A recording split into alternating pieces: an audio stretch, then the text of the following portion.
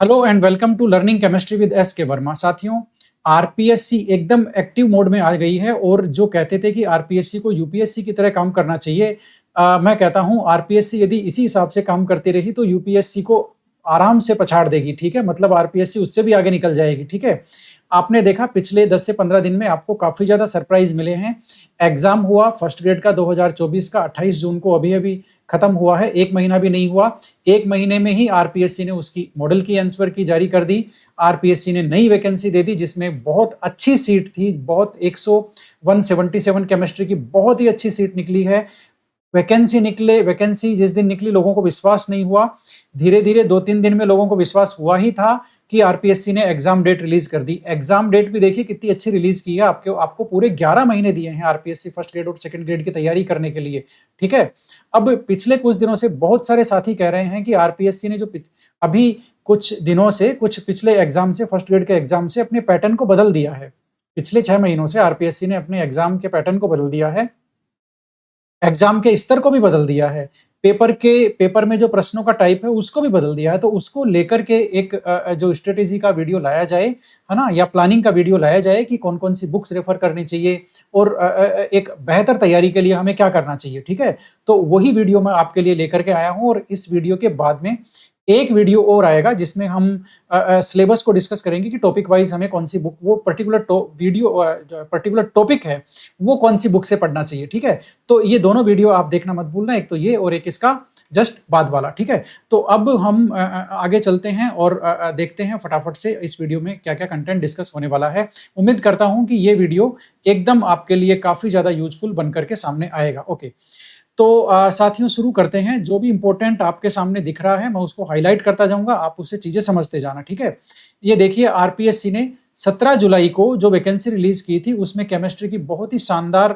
177 post हैं वो release की है। ठीक है, अब आज ही यानी कि 22 जुलाई को, 17 जुलाई को ये किया वैकेंसी रिलीज की, 22 जुलाई को इन्होंने जो है लेक्चरर और ये जो एग्जाम 2025 जिसकी वैकेंसी निकली है उसकी डेट अनाउंस कर दी और ये आपके जून 2026 में होने जा रही है। ठीक है ना, ये देखिए जून 2026 में आपका ये जो एग्जाम है, यानी कि लगभग 11 महीने आपको इस एग्जाम की तैयारी के लिए मिलते हैं।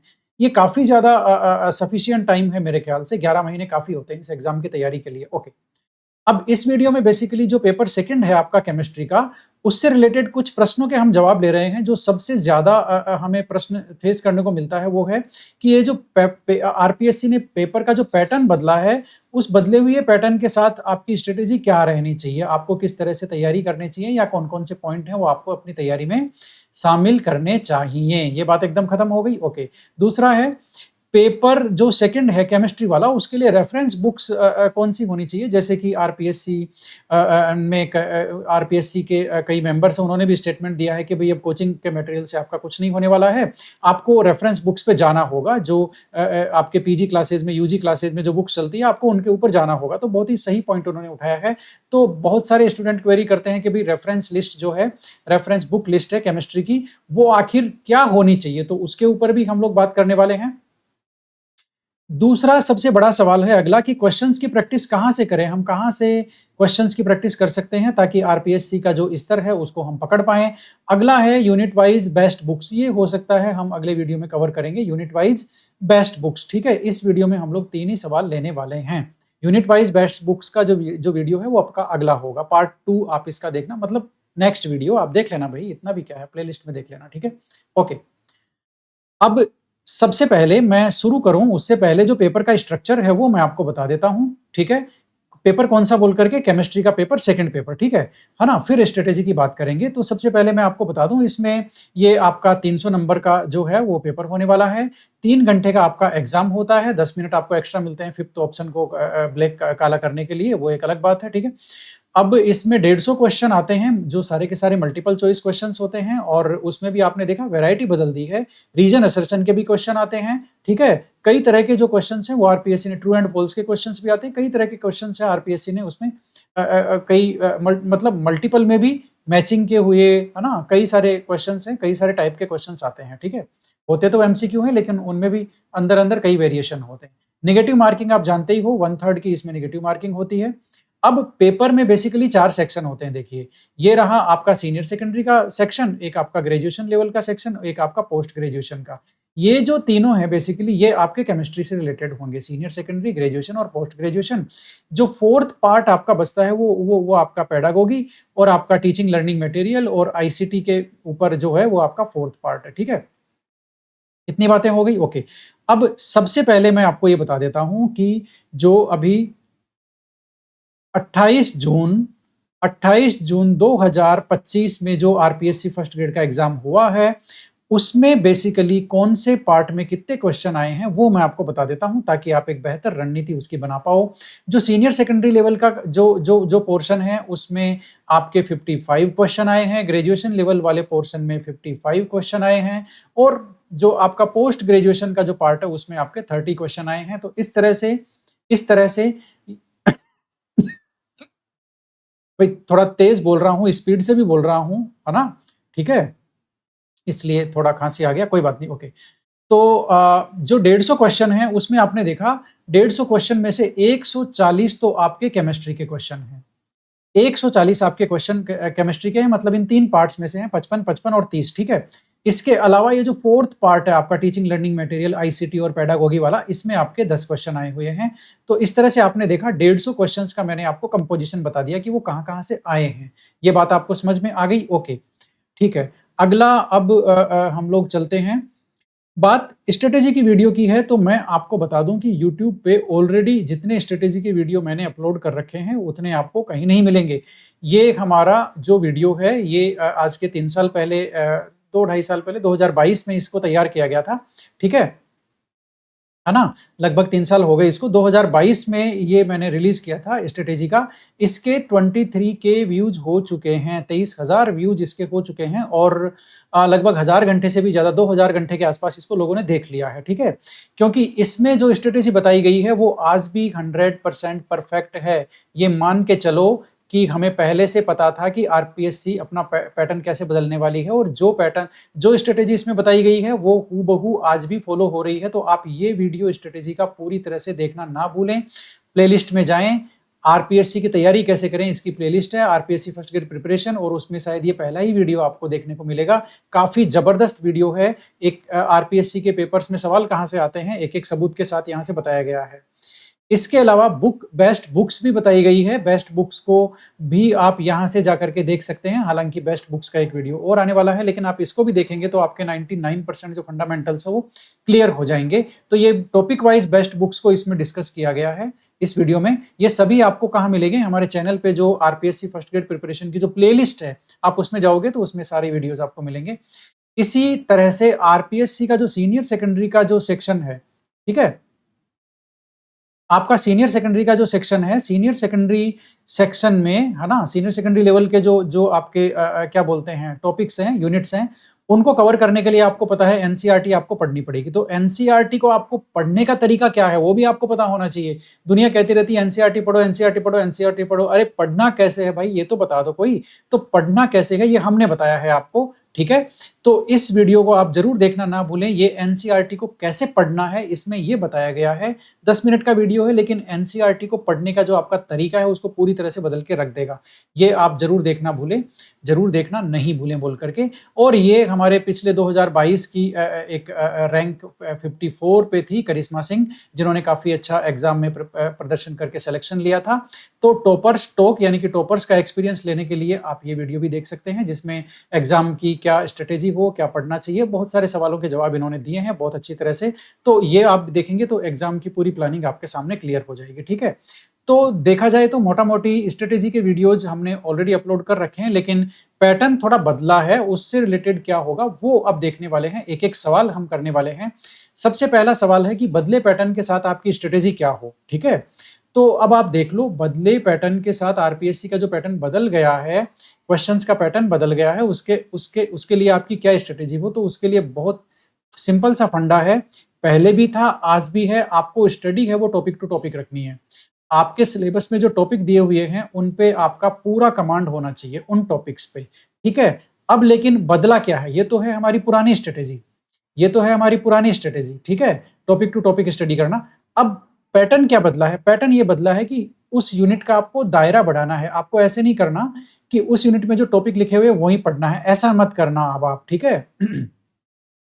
जो 2024 जो अभी जो 28 जून 2025 को जो फर्स्ट ग्रेड का एग्जाम लगा है, उसमें कम से कम 15 से 20 क्वेश्चंस ऐसे हैं जो उस यूनिट के जो जिनके जो टॉपिक है वो उस यूनिट के सिलेबस में नहीं लिखे हुए। जैसे इलेक्ट्रोकेमिस्ट्री में ट्रांसपोर्ट नंबर का न्यूमेरिकल आया, वो ट्रांसपोर्ट नंबर वहाँ टॉपिक नहीं है। इसी तरह से फैराडेज लॉ पर जो है वो क्वेश्चन आया इलेक्ट्रोकेमिस्ट्री में, फैराडेज लॉ भी वहाँ नहीं है, ठीक है? इसी तरह से वॉल्स डायग्राम का एक क्वेश्चन आया एमओटी के अंदर, वॉल्स डायग्राम वहाँ नहीं है। इसी तरह से आपका एक इलेक्ट्रोफिलिक एडिशन रिएक्शन होती है एल्कीन की, उसका उससे उसकी स्टीरियोकेमिस्ट्री से रिलेटेड क्वेश्चन आया सीनियर सेकेंडरी पोर्शन में से, लेकिन उसकी स्टीरियोकेमिस्ट्री सीनियर सेकेंडरी पोर्शन में नहीं है, ठीक है? इस तरह से मैं आपको बता रहा हूं कम से कम 15 क्वेश्चंस ऐसे थे जो उस यूनिट से तो रिलेटेड थे, लेकिन उस यूनिट के सिलेबस में जो टॉपिक लिखे हुए थे उनसे रिलेटेड नहीं थे। तो मेरा कहने का मतलब है कि आपकी मेन जो थीम है वो तो टॉपिक टू टॉपिक स्टडी रहेगी, लेकिन आपको इस पे 100% डिपेंड नहीं होना है। आपको उस यूनिट का दायरा बढ़ाना है, यानी कि आपको ये देखना है कि उस यूनिट में क्या कोई और टॉपिक भी ऐसे हैं जिनमें और परीक्षाओं में क्वेश्चन आते हैं, क्या कुछ ऐसे टॉपिक हैं? यदि हैं तो आपको उनको जरूर कवर करना चाहिए। जैसे इलेक्ट्रोकेमिस्ट्री में ट्रांसपोर्ट नंबर है, क्या होता है, क्या फॉर्मूला है, छोटा सा कॉन्सेप्ट है, वो कवर कर लेंगे। तो इस तरह से मेरा कहने का मतलब है यूनिट में आपको ऐसे टॉपिक्स पहचानने होंगे, ठीक है? स्पेशली ग्रेजुएशन लेवल में ये दिक्कत कहाँ हो रही है? ग्रेजुएशन लेवल जो है, ग्रेजुएशन लेवल में,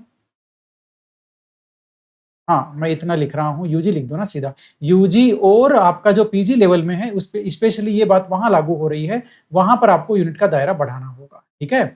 यानी कि अब जो चाहिए वो ऐसा नहीं है कि आप उस यूनिट के केवल टॉपिक ही पढ़ के चले गए, आपको उस यूनिट की कंप्लीट कॉन्सेप्ट क्लैरिटी होनी चाहिए। मतलब उस यूनिट का आपको मोटा-मोटा पूरी यूनिट के इंपॉर्टेंट टॉपिक्स का, चाहे वो सिलेबस में हो और चाहे नहीं हो, आपको उनकी कॉन्सेप्ट क्लैरिटी होनी चाहिए। बात आपको समझ में आई? ओके। ये तो थी एक इंपॉर्टेंट बात, जो पैटर्न बदला है उससे रिलेटेड, ठीक है? अब जो पैटर्न बदला है उससे रिलेटेड दूसरी इंपॉर्टेंट बात क्या है? उससे रिलेटेड दूसरी इंपॉर्टेंट बात यह है कि भैया आप केमिस्ट्री चाहे दिन रात कितनी पढ़ लो, 10 जन्म लेके पढ़ लो, फर्स्ट ग्रेड में यदि आपका होना है सिलेक्शन तो फर्स्ट पेपर भी आपको पढ़ना पड़ेगा और उसमें कम से कम 40% मार्क्स लाना पड़ेगा। इस बार मेरे बहुत सारे ऐसे स्टूडेंट हैं, फिजिक्स में, केमिस्ट्री में, बायोलॉजी में, इकोनॉमिक्स में, बहुत सारे सब्जेक्ट में ऐसे स्टूडेंट हैं, इंग्लिश में, जिनका जो फर्स्ट पेपर है वो 40% के मार्क को क्वालिफाई नहीं कर पा रहे हैं, 40% नंबर उनके नहीं आ रहे हैं, तो वो डिस्क्वालीफाई हो जाएंगे, जबकि उनके सब्जेक्ट में बहुत अच्छे नंबर हैं। तो मेरी आपसे रिक्वेस्ट है कि आप ये गलती ना करें। फर्स्ट ग्रेड में सिलेक्शन के लिए सबसे पहला क्राइटेरिया है कि आपके फर्स्ट पेपर में कम से कम 40% मार्क्स होने चाहिए। तो आप देख लेना, केमिस्ट्री तो जम के पढ़ना, लेकिन उससे पहले ये देख लेना कि आप फर्स्ट पेपर जो है वो भी आपको 40% लाना है। तो इसकी अपनी रणनीति, इसका अपना मटेरियल, इसका अपना जो भी आपको करना है वो एकदम फुल प्रूफ प्लान के साथ होना चाहिए, ठीक है? तो फर्स्ट पेपर के को अब आपको पिछली बार की तुलना में अब ज्यादा इंपॉर्टेंस देना है, ठीक है? क्योंकि आपकी केमिस्ट्री की इज्जत तभी रहेगी जब आप इस फर्स्ट पेपर की इज्जत करोगे। बात समझ में आ गई? ओके।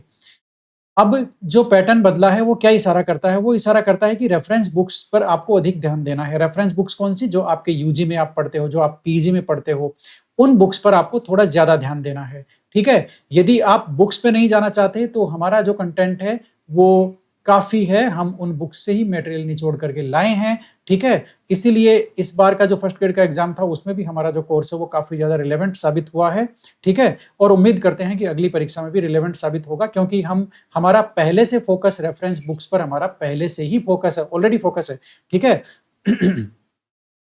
ओके। अब देख लो जरा, इस परीक्षा में जो कुछ मेन 2-3 इंपॉर्टेंट बात निकल करके सामने आई है वो मैं आपको बता देता हूं। सिलेक्शन के लिए क्या चाहिए, बदला पैटर्न क्या कहता है? आप कहते हो ना बदले पैटर्न की क्या स्ट्रेटेजी होगी, तो बदले पैटर्न की स्ट्रेटेजी सुन लो भाई, ठीक है? नंबर 1, ग्रेजुएशन और पोस्ट ग्रेजुएशन पर आपकी कमांड होनी चाहिए। ग्रेजुएशन और पोस्ट ग्रेजुएशन का जो पोर्शन है उस पर आपकी कमांड होनी चाहिए। वो कैसे आएगा? वो आएगा आप रेफरेंस बुक्स पढ़ेंगे जो आपके बीएससी में और आपके क्या बोलते हैं पीजी में चलती थी, वहां से आप टॉपिक्स को उठाएंगे, ठीक है ना? और ये दूसरी बात हो गई, रेफरेंस बुक्स का साथ में लेना। तीसरी कंडीशन क्या हो गई? तीसरी कंडीशन ये हो गई कि जो आपका फर्स्ट पेपर है उसकी आप अच्छी तैयारी करो कि उसमें 40% आपके कम से कम आए। बदला पैटर्न ये 3 बातें हमें सिखा के गया है। जो आरपीएससी ने अभी-अभी एग्जाम लिया है, उस एग्जाम का पेपर हमें ये 3 बातें सिखा के गया है। यदि आपने ये 3 कर ली तो आपका सिलेक्शन श्योर है। सुन लो अच्छी तरह से, ठीक है? तो पानी मेरे पास है नहीं, ठीक है? कोई बात नहीं, अब रिकॉर्डिंग बीच में नहीं रोक सकते। कोशिश करता हूं मैं इसको पूरा करने की। तो आपने देखा जो बदला पैटर्न है वो क्या कह रहा है। आरपीएससी का जो पैटर्न बदल गया है, थोड़ा थोड़ा धीरे बोलना पड़ेगा मुझे। आरपीएससी का जो पैटर्न बदल गया है वो आपको क्या कह रहा है, वो आपको ये 3 करने के लिए कह रहा है। इन 3 पे पकड़ बना लो, आपका सिलेक्शन निश्चित है, ठीक है? इसमें से भी यदि आप इस 1 और 2 की चिंता से मुक्त होना चाहते हो तो इन दोनों को मिलाने कि इन दोनों पर कमांड बनाने के लिए आपका साथ दे सकता है लर्निंग केमिस्ट्री। यानी कि लर्निंग केमिस्ट्री का जो फर्स्ट ग्रेड कोर्स है, ठीक है, वो इन दोनों दोनों ये जो दोनों है ये आप वहां से कंप्लीट कर सकते हो। बात आपको समझ में आई कि नहीं आई? मेरे ख्याल से आ गई होगी, ठीक है? तो आपने देख लिया बदला पैटर्न क्या इशारा करता है। बदला पैटर्न कहता है कि कॉन्सेप्ट क्लैरिटी होनी चाहिए उस पूरी यूनिट की। उस यूनिट के और भी इंपॉर्टेंट टॉपिक्स को पहचानिए जिन पे क्वेश्चंस बाकी एग्जाम में आते हैं या आ सकते हैं, ठीक है ना? तो बदले पैटर्न की कहानी तो मैंने आपको बता दी।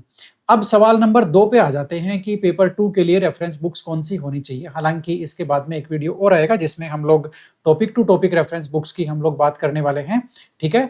तो यहाँ पे सवाल है हमारा कि केमिस्ट्री के लिए रेफरेंस बुक्स की लिस्ट कौन सी होनी चाहिए। तो देखिए मैं आपको एकदम क्लियर तरीके से बताऊंगा। सीनियर सेकेंडरी लेवल के लिए आपको एनसीईआरटी ही पढ़नी है, बार बार यही पढ़नी है। इसमें से प्रॉब्लम कैसे प्रैक्टिस करनी है वो मैं आपको और बता दूंगा, ठीक है? सीनियर सेकेंडरी लेवल की कहानी खत्म हो गई, ओके। अब आ जाओ भाई आप इनऑर्गेनिक केमिस्ट्री में। देखो मैं आपको बता दूं, जो बार बार रेफरेंस बुक्स की बात हो रही है, रेफरेंस बुक, ठीक है? ये रेफरेंस बुक्स क्या आपके रेफरेंस बुक्स क्या रहेगी वही तो मैं आपको बता रहा हूं। तो रेफरेंस बुक्स बेसिकली आपका सीनियर सेकेंडरी के लिए रेफरेंस बुक्स आपकी रहेगी एनसीईआरटी की बुक्स सीनियर सेकेंडरी के लिए। और आपको कुछ भी नहीं पढ़ना, यही पढ़ना है। एक बार पढ़ना, 2 बार पढ़ना, 10 बार पढ़ना, यही पढ़ना है। एनसीईआरटी पढ़ना कैसे है इसका वीडियो मैंने ऊपर आपको बताया है, प्लेलिस्ट में उसका लिंक मिल जाएगा। प्लेलिस्ट का लिंक डिस्क्रिप्शन बॉक्स में मिल जाएगा, ठीक है? अब बात कर लेते हैं यूजी और पीजी लेवल के लिए आपको कौन सी बुक्स चाहिए। यूजी और पीजी लेवल के लिए आपको कौन सी बुक्स चाहिए, तो मैं आपको क्लियर कट कर देता हूं कि इनऑर्गेनिक केमिस्ट्री यूजी और पीजी आप कहां से देखोगे। आप देखोगे जेडीली में से, और एक पूरी शर्मा कालिया की बुक आती है उसमें से देखोगे। इस बार यानी कि आरपीएससी फर्स्ट ग्रेड 2024 का एग्जाम जो कि 28 जून को लगा है, 28 जून 2025 को लगा है, उसमें सारे के सारे मतलब मोस्ट ऑफ क्वेश्चन आपके पूरी शर्मा कालिया में से आए थे। यूजी और पीजी के बचे कुछ क्वेश्चन जेडीली से कवर हो रहे थे। बात आपको समझ में आई? यदि आप हिंदी मीडियम से हैं तो आप क्या कर सकते हैं, आपकी जो बीएससी की बुक्स है उसमें पहले थ्योरी के टॉपिक को पढ़ें, उसमें समझने की कोशिश करें और उसके बाद सीधा इन बुक्स पर आ जाएं। ये आपको पढ़नी ही पड़ेगी, इसका कोई रास्ता नहीं है, ठीक है? तो बीएससी की जो किताब है वो बेसिकली हिंदी मीडियम स्टूडेंट के लिए, यदि आप हिंदी मीडियम नहीं है, इंग्लिश मीडियम है, बुक पढ़ सकते हैं। तो फिर आप पूरी इनऑर्गेनिक है वो जेडीली और पूरी शर्मा कालिया में से कवर करें। आरपीएससी का फर्स्ट ग्रेड ही नहीं, मैं कहता हूं सेकंड ग्रेड हो चाहे असिस्टेंट प्रोफेसर हो, सबके क्वेश्चन इन दोनों किताबों में से कवर होने वाले हैं। कोई माइका लाल नहीं रोक सकता, लिख के दे रहा हूं, ठीक है? यस, है ना? और आपको इनमें से कोई टॉपिक समझ में नहीं आए, आपको थोड़ा सा हिंदी मीडियम में पहले समझना है तो आप बीएससी की बुक्स फॉलो करो, ठीक है? या आपको लगे कि कोई टॉपिक बीएससी की बुक में जो थोड़ा और ठीक दिया हुआ है, लैंग्वेज सही है, तो आप वहां से भी ले सकते हो, बुरा नहीं है। बीएससी की बुक्स आपके लिए बहुत अच्छा रिसोर्स पर्सन का काम करती है। तो इनऑर्गेनिक की बात हमने खत्म कर दी, ठीक है? मैंने अच्छी तरह से बता दिया कि 2024 में जो एग्जाम हुए हैं वो भी इन दोनों बुक किताबों में से आए हैं, 2025 में हुए हैं वो भी इन दोनों में से आए हैं, ठीक है? मतलब पेपर यहीं से बन रहा है इन दोनों किताबों में से, इनऑर्गेनिक केमिस्ट्री का। सुन लो अच्छी तरह से, बाकी सवाल एनसीईआरटी के आ रहे हैं। मैं केवल यूजी और पीजी लेवल की बात कर रहा हूं। आप ये मत कह लेना कि भाई एनसीईआरटी भी आप नहीं पढ़ के गए, नहीं। अब जैसे आप पूरी इनऑर्गेनिक की रेफरेंस बुक्स मानोगे तो पूरी इनऑर्गेनिक में रेफरेंस 3 ही बुक हो गई। एनसीईआरटी के इनऑर्गेनिक के चैप्टर, फिर आपको जेडीली करनी है, फिर आपको पूरी शर्मा कालिया करनी है। बाकी जो भी बच गया ना वो आपको, आप जब क्वेश्चन प्रैक्टिस करेंगे तो ऑटोमेटिक कवर हो जाएगा। इसके अलावा ज्यादा जाने की जरूरत नहीं है। साथ में आप बीएससी की बुक्स आप जरूर रखना, क्योंकि बहुत बार ऐसा होगा कि जेडीली से और पूरी शर्मा कालिया से आपका वो टॉपिक क्लियर नहीं होगा या यहाँ से आपको समझ में नहीं आएगा, तो बीएससी की बुक से आप उसको पहले पढ़ सकते हैं। इतनी बात हो गई क्लियर? ओके। अब चलते हैं आगे, ऑर्गेनिक पे आ जाते हैं भाई। ये लो आपकी ऑर्गेनिक। ऑर्गेनिक के लिए रेफरेंस बुक बताना थोड़ा सा मुश्किल है, थोड़ा सा मुश्किल है ऑर्गेनिक के लिए रेफरेंस बुक बताना। फिर भी सीनियर सेकेंडरी पोर्शन तो मैंने बता ही दिया, यूजी पीजी की बात चल रही है। अच्छा ठीक है, तो इसमें यूजी पीजी में जो यूनिट आपके फर्स्ट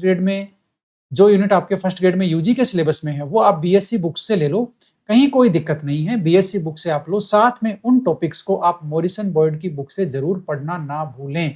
जैसे आपके पीजी की पेरिसाइक्लिक रिएक्शन है, मॉरिसन बॉयड से जरूर पढ़नी है। फोटोकेमिस्ट्री ऑफ एल्किन है, मॉरिसन बॉयड से जरूर पढ़नी है। आपके SN1 है, SN2 है, E1 है, E2 है, फिनोल है, ईथर है, एपोक्साइड है, जो पीजी का पोर्शन है, मॉरिसन बॉयड से जरूर पढ़ना है। सुन लेना अच्छी तरह से कान खोल करके। पिछले 1-1.5 साल में ऑर्गेनिक के most of question Morrison Boyd में से आ रहे हैं आरपीएससी की सभी परीक्षाओं में। तो आपका यूजी प्लस आपका पीजी का जो भी पोर्शन मॉरिसन बॉयड में मिलता है वो आपको वहां से जरूर उठाना है, ठीक है। इसके अलावा ऑर्गेनिक केमिस्ट्री की एक बेसिक ऑर्गेनिक केमिस्ट्री की एक बहुत अच्छी बुक आती है, सोलोमन फ्रेले। यदि आप उसको किसी यूनिट के लिए, जैसे स्टीरियो केमिस्ट्री आपको पढ़नी है, बहुत अच्छी दी हुई है। पेरिसाइक्लिक रिएक्शन का बेसिक यहाँ पर बहुत अच्छा दिया हुआ है। इसके अलावा सोलोमन फ्रेले में ऑर्गेनिक केमिस्ट्री की जो रिएक्शन मैकेनिज्म्स हैं वो बहुत अच्छी दी हुई है, ठीक है। तो मेरा कहने का मतलब स्पेक्ट्रोस्कोपिक का जो NMR UV IR का बेसिक बहुत अच्छा सा दिया हुआ है। तो मेरा कहने का मतलब है कि ऑर्गेनिक का जो बेसिक्स के लिए आपको यदि कोई बुक लेनी है कि भाई ऑर्गेनिक के बेसिक बहुत अच्छे होने चाहिए रिएक्शन मैकेनिज्म वगैरह के, तो उसके लिए आपकी सोलोमन फ्रेले की बुक आती है। इसमें आपका यूजी का पोर्शन भी अच्छे से कवर हो जाएगा, यूजी में जो आपकी रिएक्शन है वो भी आपकी कवर हो जाएगी, और ऑर्गेनिक केमिस्ट्री की एक बेसिक अंडरस्टैंडिंग के लिए ये काफी ज्यादा अच्छी बुक है, ठीक है। तो आपके पास यदि समय है तो मेरा कहना है कि सोलोमन फ्रेले में वो टॉपिक जाके जरूर टटोलें, सोलोमन फ्रेले में वो टॉपिक जाके जरूर टटोलें जो आप पढ़ना चाहते हैं। जैसे आप कार्बोनिल कंपाउंड्स पढ़ना चाहते हैं तो कार्बोनिल कंपाउंड्स एक काम करें, एनसीईआरटी वाला पढ़ लें, फिर आप सोलोमन फ्रेले पढ़ें, या एनसीईआरटी वाला भी आप छोड़ दें, पहले आप सोलोमन फ्रेले पढ़ लें, फिर आप एनसीईआरटी उठाओगे तो आपको लगेगा कि आपको पूरी एनसीईआरटी आती है, ठीक है। फंडामेंटल्स के लिए सोलोमन फ्रेले, आरपीएससी का जो कंटेंट है उसके लिए मॉरिसन बॉयड, ठीक है। यदि ये दोनों भी आप नहीं कर सकते हैं, हिंदी मीडियम के हैं, या इन दोनों में आपको टॉपिक कवर करने में दिक्कत हो रही है या कोई टॉपिक मिल नहीं रहा, तो बीएससी की बुक्स जिंदाबाद है। बीएससी की बुक्स आपके लिए बहुत अच्छा रिसोर्स पर्सन का काम करती है, याद रखना मेरी इस बात को। आप आरपीएससी फर्स्ट ग्रेड की तैयारी कर रहे हैं, बीएससी की बुक्स तो आपके पास होनी ही चाहिए। इनऑर्गेनिक, ऑर्गेनिक, फिजिकल की इसका कोई तोड़ नहीं है। ये किताबें आपको बहुत ज्यादा सहारा देती है। जैसे आपको नेम रिएक्शन करना है, आप बीएससी की बुक्स में से उठाओ। फिनोल की रिएक्शंस करनी है, पहले बीएससी की बुक्स में से कर लो, ठीक है। मतलब यूजी पोर्शन आपको बीएससी की बुक्स में से आप उठाओगे तो आपके लिए चीजें बहुत आसान हो जाएगी, ठीक है। अब आते हैं फिजिकल केमिस्ट्री पे। फिजिकल केमिस्ट्री पे आज ही नहीं, आज के 10 साल पहले भी वही था, 15 साल पहले भी वही था, आज भी वही है। आरपीएससी के एक्सपर्ट, मैं केवल आरपीएससी की बात कर रहा हूं, आरपीएससी के एक्सपर्ट हैं वो सारे क्वेश्चन पूरी शर्मा पठानिया में से उठाते हैं। मजबूरी ये हो गई कि पहले बीएससी की बुक्स में से भी उठाते थे, लेकिन बीएससी की बुक्स में से अब उठाते नहीं है क्योंकि उनको अच्छी रेफरेंस बुक्स नहीं मानते, है ना। उनमें मिस्टेक्स आती है तो आरपीएससी को क्वेश्चन डिलीट करना पड़ता है, तो वो बेकार स्थिति है। तो इससे बचने के लिए अब जो पेपर सेट हो रहा है, अब जो क्वेश्चंस बन रहे हैं वो पूरी तरह से रेफरेंस बुक्स में से बन रहे हैं। इस बार का मैं आपको बता दूं, जो जितने भी न्यूमेरिकल आए हैं, फिजिकल केमिस्ट्री के न्यूमेरिकल आए हैं, वो सारे के सारे पूरी शर्मा पठानिया में से लिए गए हैं, सारे के सारे न्यूमेरिकल, ठीक है। तो आपको पूरी शर्मा पठानिया में से ही फिजिकल की सारी यूनिट पढ़नी है, चाहे वो सीनियर सेकेंडरी का पोर्शन हो, चाहे वो आपका यूजी का पोर्शन हो, चाहे पीजी का पोर्शन हो, इसी में से ही आपको पढ़ना है। सुन लीजिए, मतलब जैसे केमिकल काइनेटिक्स है तो एक बार आप एनसीईआरटी में से पढ़ोगे ही, उसके सवाल वगैरह जो भी सोल्व करने वो कर लो, फिर आप सीधा पूरी शर्मा पठानिया की केमिकल काइनेटिक्स में आ जाओ, ठीक है। और जो टॉपिक्स हैं वो आप पूरी शर्मा पठानिया में से करो, कहीं कोई दिक्कत नहीं है। मेरा कहने का मतलब है पूरी फिजिकल आपको पूरी शर्मा पठानिया में से ही पढ़नी है। न्यूमेरिकल आपको सोल्व करने हैं एक तो एनसीईआरटी के, और न्यूमेरिकल एनसीईआरटी के अलावा पूरी शर्मा पठानिया के न्यूमेरिकल सोल्व करने हैं। आरपीएससी में एनसीईआरटी और पूरी शर्मा पठानिया के अलावा न्यूमेरिकल आता ही नहीं है। सुन लो अच्छी तरह से, आज ही कह रहा हूं, बाद में कहोगे सर बताया नहीं था आपने, ठीक है? तो मैं तो भई दिल खोल के बता रहा हूँ, ऐसी-ऐसी बातें जो आपको कोई नहीं बताएगा।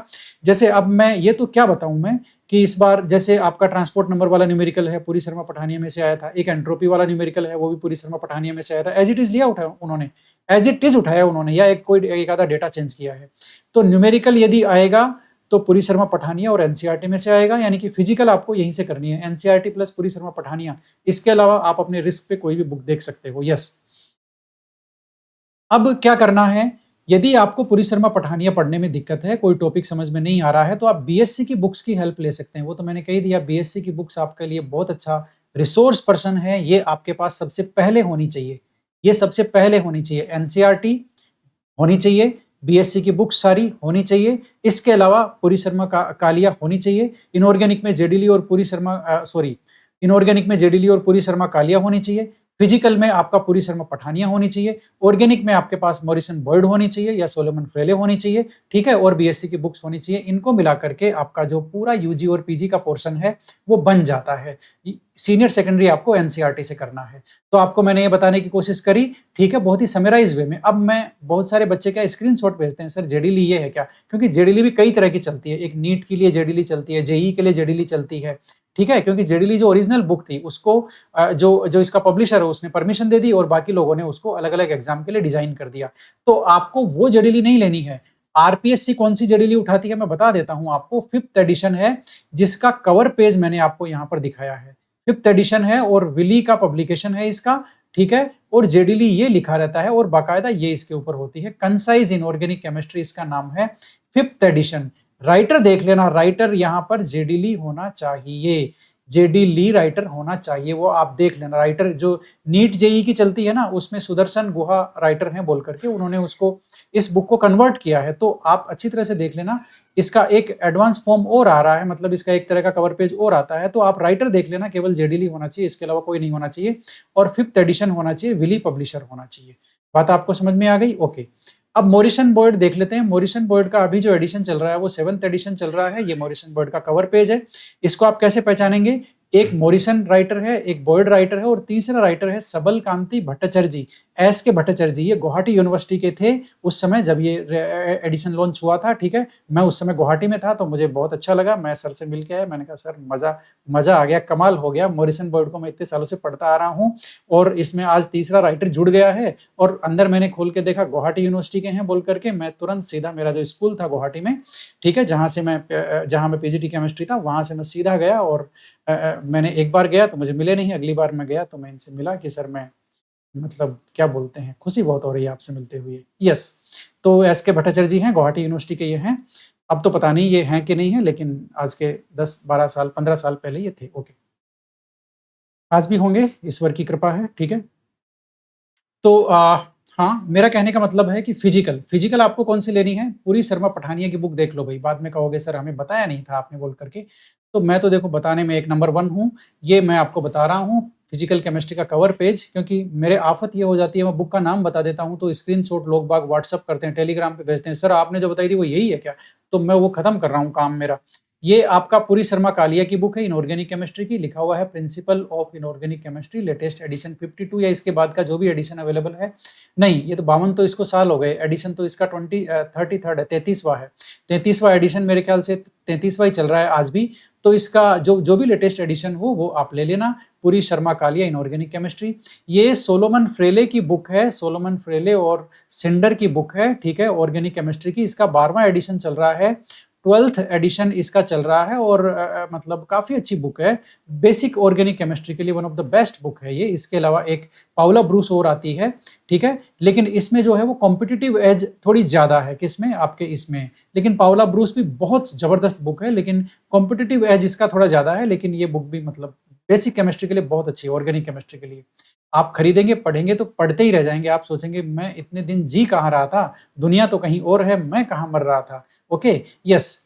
तो अब ये आ गया। इसके अलावा यदि आपके कुछ टॉपिक बचते हैं तो आप जानते हैं एमएससी प्रीवियस में आपने जगदम्बा सिंह की ऑर्गेनिक केमिस्ट्री की बुक पढ़ी होगी, वहां से आप ऑर्गेनिक केमिस्ट्री के जो बाकी टॉपिक्स हैं, कुछ रिएक्शंस हैं, SN1 SN2, आपका यदि और अच्छे से पढ़ने का मन हो तो आप पीजी का जो ऑर्गेनिक का पोर्शन है वो आप जगदम्बा सिंह जो आपकी बुक चलती है एमएससी प्रीवियस में, उसमें से भी आप वो उठा सकते हैं। ठीक है, तो ये मैंने आपको ऑर्गेनिक, इनऑर्गेनिक और फिजिकल के कुछ मैंने रेफरेंस बुक्स और उनकी तस्वीरें दिखाने का काम किया है।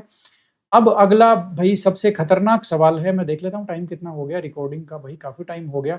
अब अगला बहुत खतरनाक सवाल है, क्वेश्चन की प्रैक्टिस कहाँ से करें। देख लीजिए, क्वेश्चन की प्रैक्टिस कहाँ से करें बता रहा हूँ, फिर मत कहना बताया नहीं था बोल करके। ठीक है, तो क्वेश्चन की प्रैक्टिस कहाँ से करें, अब आप मेरा पेन का जो कर्सर है वो देखते चले जाइए। नंबर 1, एनसीईआरटी में आप जब आप पढ़ते हैं तो एनसीईआरटी के एग्जाम्पल्स आपको एक का एक आना चाहिए, एक का एक। सुन लेना कान खोल करके, फिर मत कहना कि बताया नहीं था बोल करके। इस बार नहीं, जब से फर्स्ट ग्रेड एग्जाम शुरू हुई है एनसीईआरटी के एग्जाम्पल ऐसे की ऐसे आते हैं। किसमें? क्वेश्चन पेपर में। Okay, yes. अगला देख लो जरा, एनसीईआरटी के इंटेक्स्ट क्वेश्चन। जब आप एनसीईआरटी का चैप्टर पढ़ते हैं तो एनसीईआरटी के इंटेक्स्ट क्वेश्चन भी आपको अच्छे से पढ़ने होते हैं। एनसीईआरटी के इंटेक्स्ट क्वेश्चन, एग्जाम्पल्स, एनसीईआरटी की एक्सरसाइज। जैसे मैं आपको बता दूं, थर्मोडायनेमिक्स है, 11 क्लास का थर्मोडायनेमिक्स चैप्टर है, उसके एनसीईआरटी की एक्सरसाइज है, वो सारी आ चुकी है आरपीएससी के एग्जाम में। पिछले 5 साल में आरपीएससी की जितनी भी एग्जाम हुई है ना, सारी आ चुकी हैं वो आरपीएससी में। ठीक है, तो आप थोड़ा सा ध्यान रखना इसका। इसी तरह से एनसीईआरटी में जैसे आपके जो एक्सरसाइज के क्वेश्चन हैं, है ना, जैसे वो काफी आ चुके हैं। जैसे एटॉमिक स्ट्रक्चर में क्वांटम नंबर के क्वेश्चन हैं, और भी कई क्वेश्चन है आपको। ये जो जैसे आपका पेरियोडिक टेबल वाला क्वेश्चन है, उसमें पीछे एमसीक्यू दिए हुए हैं, वो सारे आ चुके हैं आरपीएससी में। ठीक है, क्योंकि देखो जब पेपर बनाने वाला पेपर बनाता है, एनसीईआरटी उठाता है, तो सबसे पहले वो बने हुए सवाल देखता है। और एनसीईआरटी में बने हुए सवाल कौन से हैं? ये 3 हैं। एक तो एनसीईआरटी का एग्जाम्पल है, एक उसके इंटेक्स्ट क्वेश्चन है, एक उसकी एक्सरसाइज है। अब एक्सरसाइज में क्या है, सारी एक्सरसाइज नहीं करनी है आपको। एक्सरसाइज वही करनी है जिसमें आपको लगता हो कि इस एक्सरसाइज पर एमसीक्यू बन सकता है। ज्यादा बड़े आंसर वाली, डिटेल आंसर वाली उस पर एमसीक्यू नहीं बनता है।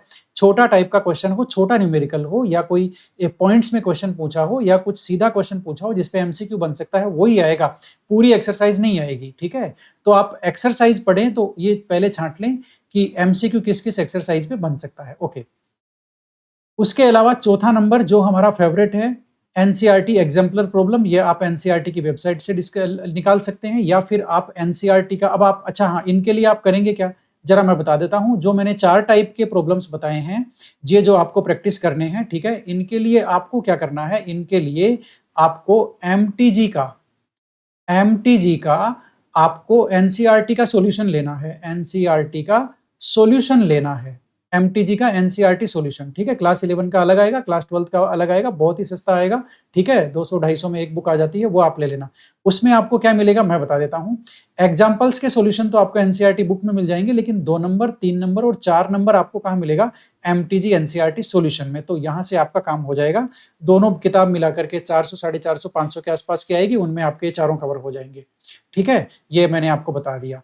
अब चलते हैं आगे। नीट के पीवाईक्यूज आपको करने हैं, ये आपका 5 नंबर है। और आपका जेई के पीवाईक्यूज भी करने हैं, लेकिन जेई में आपको एडवांस के पीवाईक्यू नहीं करने हैं। जेई मेन के आप पीवाईक्यू करेंगे तो सेलेक्टिव पीवाईक्यू, बहुत ही मतलब ऐसे नहीं जैसे ऑर्गेनिक के हैं, वो आपके काम आ सकते हैं थोड़े बहुत। ठीक है, इनऑर्गेनिक में बहुत सारी यूनिट्स के आपके काम आ सकते हैं। ठीक है ना, जैसे ये आपकी केमिकल बॉन्डिंग हुई, एटॉमिक स्ट्रक्चर हुई, ये इनके जेई मेन के जो क्वेश्चंस हैं वो आपके अच्छे काम आ सकते हैं, आपके मतलब अपर एज बनाने के लिए। ठीक है ना, बेसिक ऑर्गेनिक केमिस्ट्री के जेई मेन के क्वेश्चंस हैं वो आपके अच्छे काम आ सकते हैं। मेरा कहने का मतलब ये है कि आपको नीट पीवाईक्यू तो सारे करने ही करने हैं, 5 नंबर तो। ठीक है, जेई मेन के जो पीवाईक्यू हैं वो आपको वही करने हैं जो मतलब ज्यादा एडवांस क्वेश्चन नहीं हो, ज्यादा हाई लेवल के क्वेश्चंस नहीं हो, वो आपको यहां पर करने हैं। ठीक है, तो वो आप जेई मेन की बुक लाओगे, उसके क्वेश्चंस आप देखोगे तो आप अपने आप समझ जाओगे कि ये क्वेश्चन अनावश्यक रूप से डीप है, इसको नहीं करना। और जो जो थोड़ा थोड़ा एनसीईआरटी टाइप है, थोड़ा एनसीईआरटी से थोड़ा एडवांस है, उसके क्वेश्चंस आपको लेने हैं। ठीक है, वो इसलिए क्योंकि अब क्वेश्चंस की प्रैक्टिस है ना, वो बहुत अच्छी होनी चाहिए आपकी। और क्वेश्चंस की प्रैक्टिस में आपको ऑथेंटिक क्वेश्चंस उठाने हैं, तो ऑथेंटिक क्वेश्चंस में जैसे जेई मेन के जो पीवाईक्यूज हैं वो आपकी काफी अच्छी हेल्प करेंगे। ये दोनों भी आप कहीं से भी ले सकते हो, ये दोनों के लिए आप अरिहंत की बुक भी ले सकते हो, आप एमटीजी की बुक भी ले सकते हो, किसी की भी ले सकते हो। लेकिन जेई मेन के पीवाईक्यू आपके सबसे ज्यादा किस में काम आएंगे, सबसे ज्यादा तो आपके काम आएंगे इसमें क्या बोलते हैं, आपके ऑर्गेनिक में सबसे ज्यादा काम आएंगे जेईई मेन के पीवाई की, ऑर्गेनिक आपकी शानदार हो जाएगी इनसे। इनऑर्गेनिक में भी काम आएंगे, फिजिकल में आपके जो फंडामेंटल्स है वो बढ़ाने के काम आएंगे, लेकिन काम तो आएंगे, मुझे ऐसा लग रहा है। आपके पास ये होनी चाहिए, लेकिन इसका नंबर आप सबसे लास्ट में लेके आना, सबसे लास्ट में लाना है। और ये इस पे जाना तभी है जब आपके पास टाइम हो, जब आप ऊपर का यहाँ 5 नंबर तक का बहुत अच्छी तरह से कर लेते हैं, है ना, एक बार करके 1-2 बार रिवीजन भी कर लेते हैं, उसके बाद आपके पास टाइम बचता है तो ही आप जेईई मेन के पीवाईक्यूज पे आपको आना है, अदरवाइज आपको नहीं आना है। ये सुन लेना कान खोल करके। बात आपको समझ में आई? तो मैंने 5 नंबर और 6 नंबर के बीच में लाइन खींच दी है, उसका मतलब मैंने आपको बता दिया है कि जेईई मेन के पीवाईक्यू आपको तब करने हैं जब आप 5 नंबर तक के क्वेश्चन की प्रैक्टिस कम से कम 2 या 3 बार नहीं कर लेते हैं। ठीक है ना?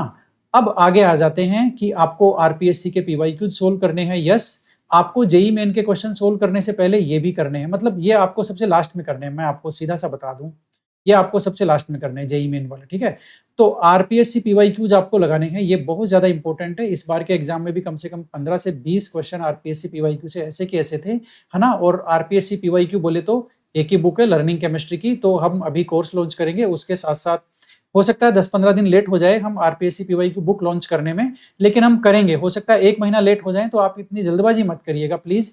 ठीक है, हमको उससे अच्छी तरह से लॉन्च करने दीजिएगा। ठीक है, तो बुक लॉन्च करेंगे, कोर्स के साथ आपको नहीं मिलेगी, ये बुक आपको अलग से मिलेगी, बस आप ये ध्यान रखना थोड़ा सा। ठीक है, तो आपका इसको मैं काट देता हूँ, 6 नंबर ये नहीं है, 6 नंबर आपकी ये है। ठीक है, मतलब 5 के बाद आपको सीधा 6 पे आना है। ओके, अब उसके बाद आपको लर्निंग केमिस्ट्री की टेस्ट सीरीज लगानी है।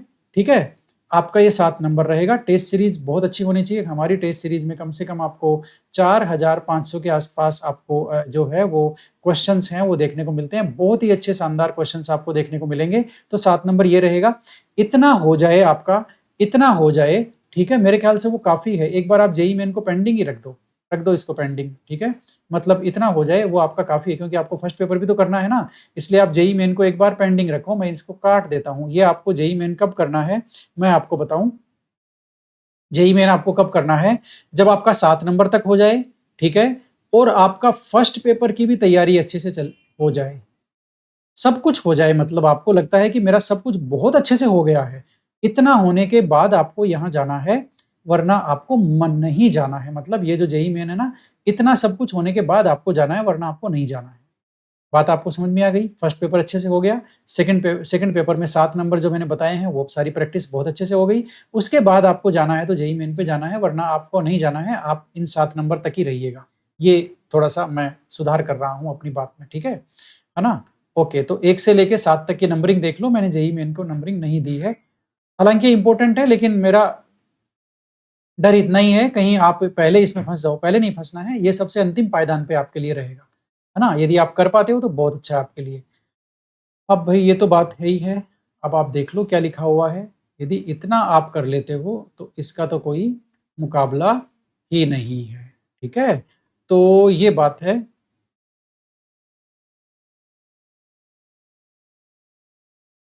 हाँ, यस, तो इस तरह से आपने देखा कि बहुत सारे क्वेश्चंस के जो है आपके जवाब मैं दे पाया हूँ। ठीक है, और हाँ ठीक है, तो क्वेश्चन प्रैक्टिस कहाँ से करनी है इसका जवाब हमने ले लिया है। जो ऑथेंटिक बुक्स हैं, कुछ कौन कौन सी बुक्स आपकी हेल्प कर सकती हैं वो हमने जवाब ले लिया है। रेफरेंस बुक्स जिनको बोलते हैं।